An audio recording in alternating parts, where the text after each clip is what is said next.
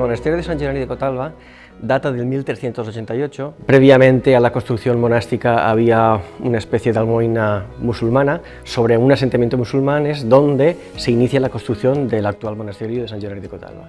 A lo largo de tantos siglos, evidentemente, el monasterio pues, es un monasterio ecléctico, tiene infinidad de tipos arquitectónicos. Empezamos desde el gótico mudéjar, que es lo que apreciamos aquí en estos arcos bícromos, y bueno, luego tenemos el gótico, un gótico flamígero transicional, tenemos renacimiento, hay barroco, neoclásico y por supuesto ya del siglo XIX algún espacio neogótico.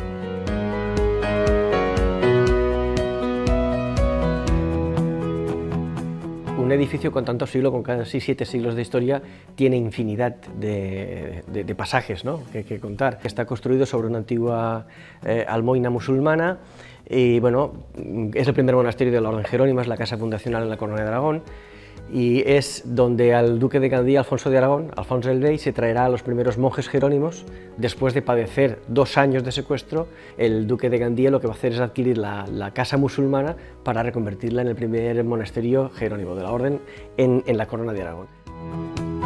Por aquí ha pasado pues, Pere Marc, el padre del poeta valenciano, que es el primer ejecutor de la casa, estuvo Pere Comte como arquitecto también, hizo aquí sus trabajos, estuvo San Vicente Ferrer, Felipe II, Felipe III, bueno, es un edificio con una historia infinita.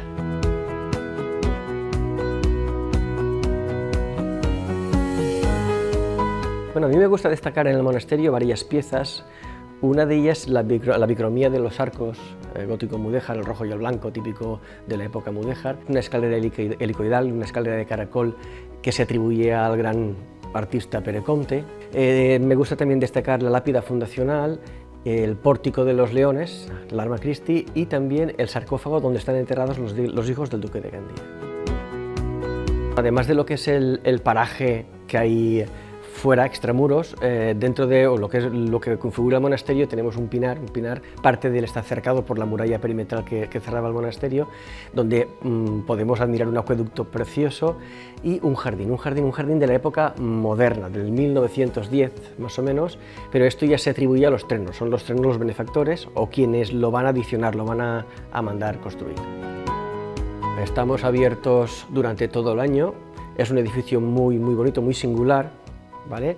Y yo les invito a que se acerquen, porque dentro de la variedad de visitas que hacemos son todas bellísimas y bueno, es una forma de evadirse de la vida actual y entrar uno en lo que era la vida antigua. Y aquí esto se puede vivir, así que quedan todos invitados, les esperamos.